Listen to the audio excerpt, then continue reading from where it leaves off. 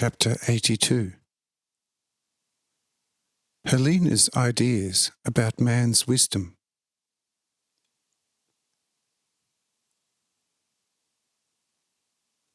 Uran says, "You know, dearest friend, I liked that all very much, and this must happen to us people.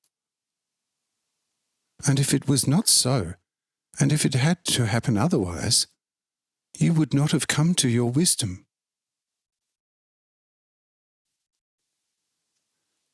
You have certainly been raised before, very much in the dark underworld of your flesh, and then you died in your soul for your flesh, and are now in the palace of light of your spirit, and have gone on a pleasure stroll in its truly Elysian garden. The previous individual little drops have become a sea for you.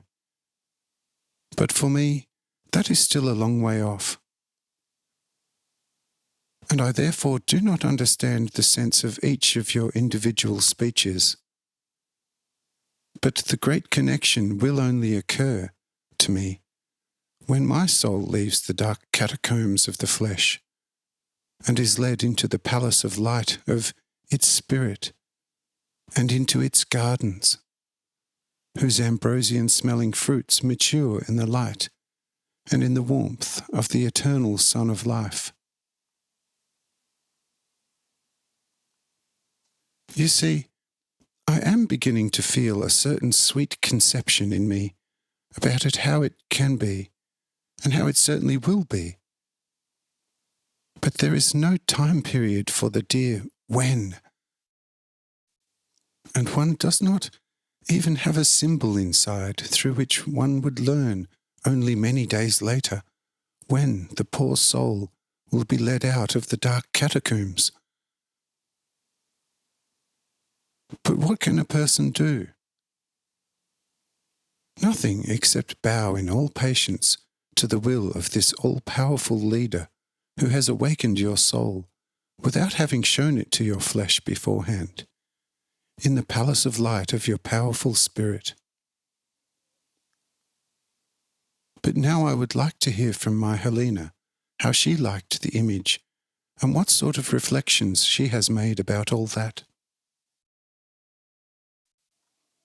Helena immediately says, "Oh, the best in the world! The image was magnificent and very appropriate. And if the old Egyptians had such institutes of upbringing, they were certainly no foolish people, as their great works in this area bear a very vocal witness. But only it would have been much better had they spread such wise schools for the whole population. For I cannot imagine that it can lie in the plan of the great Creator that a part of humanity, and namely the greatest part, should remain stupid and totally blind all their lives. But in the world it is so that for every wise man there are always more than 10,000 stupid and blind people. It is always so. But why must it be that way? That is naturally another and certainly very difficult question to answer. We have now gathered certainly around 400 people on this wide-topped hill, but there will hardly be 50 among us who are wise. All the others can hardly only be more or less disciples of wisdom. The Roman soldiers and the countless servants of the governor will not be counted among the very last disciples. From here one sees very well to the near town, and the eye discovers masses of people who are staring at the magnificently shining false sun, which constantly remains on one and the same place. And they certainly do not know what they should make of such an appearance. There is certainly no wise man among these masses of people. although perhaps some of them imagine that they are, which is actually worse than if he thought in the correct humility of his heart that he was the very stupidest among all his companions. How must such an appearance seem to such people? How will they now ask each other willy-nilly and say, "What is that? What does that mean? What sort of consequences will there be?" But who will answer all these questions of yours? They came out of their houses foolish and blind, and they will return to the same, even more stupid and blind.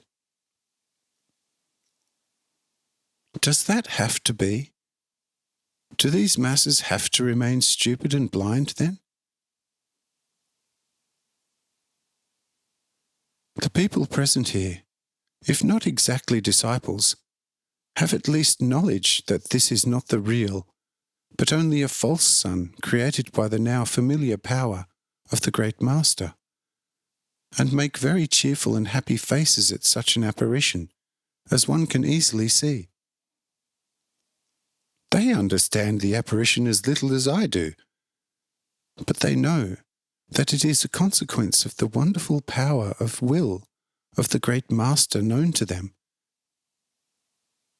And if he extinguishes this great light after an hour, no one will make anything of it, for everyone will know who has extinguished this light.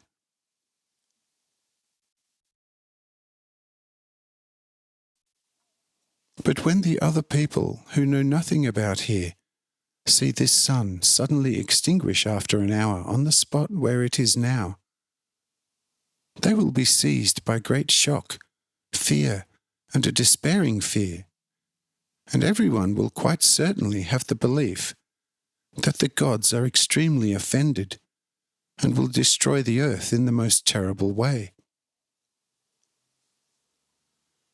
Therefore, it would even be necessary for the calming of the people that envoys should be sent out from here who will announce what will happen to the excited minds, and that this is only a false sun.